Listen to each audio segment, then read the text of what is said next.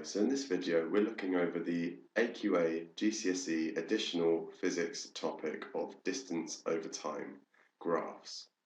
So as you can see here, I've got my labelled y-axis of distance in meters and my labelled x-axis of time in seconds in this graph, which I will slowly reveal to you. And you can see as you go up the y-axis, that is getting further away from the point of zero. So we treat the origin or the point of zero as the beginning of a journey.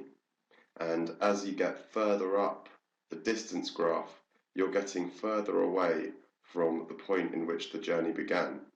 And the time is constantly running. So we are getting further away from the point in time in which the journey began. So the first thing you need to know about these graphs is that when you're travelling at a constant speed for a particular distance, it looks like this. It's a straight line going up. So we're travelling at a constant speed because we're going up, so we're going further in time for a particular distance. And I've got two different examples of speeds. So the blue line represents a faster journey than the red line because they're going further, so 10 meters in 2 seconds as opposed to 8 meters in 4 seconds.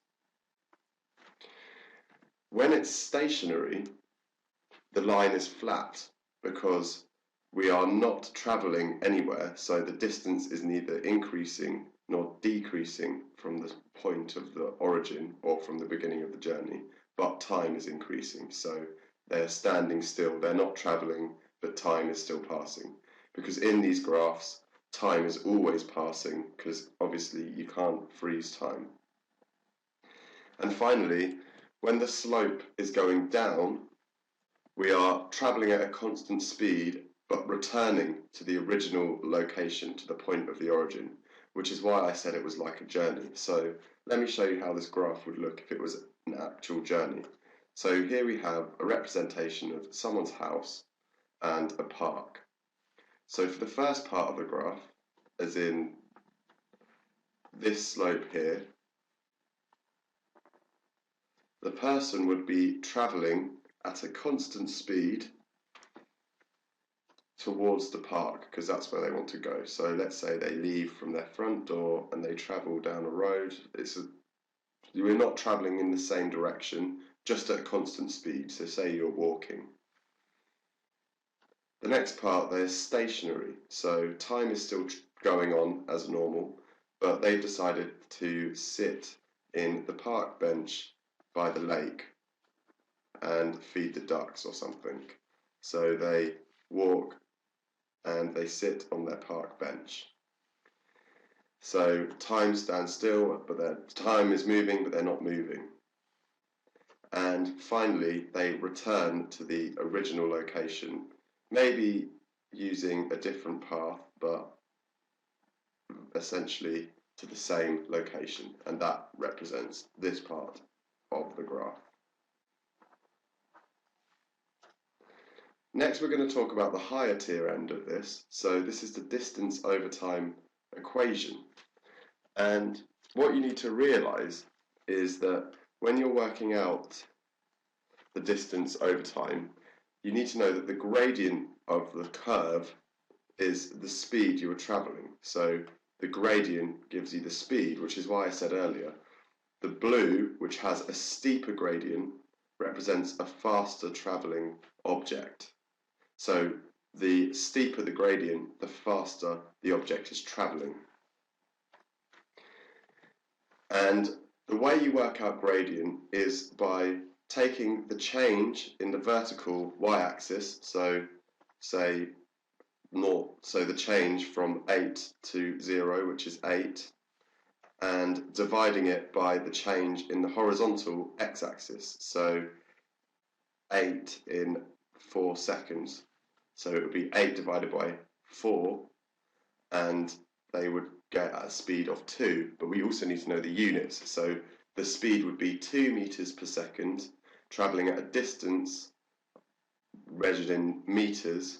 So as you can see, it's meters, and you need to be careful of these units, and time in seconds. Finally, we have our equation here. So a woman leaves her house and travels 2.5 kilometers to her office in 650 seconds. How fast is she travelling? Well, we need to be careful of our units here, because 2.5 kilometers isn't in meters, which is what we need. So we need to convert it, and 2.5 kilometers is actually, you times it by 1,000, so it's 2.5 times 1,000, which equals 2,500 meters. And she travels to her office in 650 seconds. So we don't need to convert that because it's in seconds. And we just go back to our equation. Speed equals distance over time. So the distance travelled was 2,500. So it's 2,500 divided by the time taken, so 650, and the answer is 3.846 or 3.85, and the unit is meters per second. You may also be asked to work out the time or the distance, which is why I've also given you this maths triangle here. So you can see that on the bottom you have speed, top you have distance, and the other side at the bottom you have time. So say we were asked to work out the distance, you cover up the distance and you realise that we need to times speed by time. If we wanted to work out time, we would cover up time and realise we need to divide distance by speed. I hope this video was helpful. Thank you.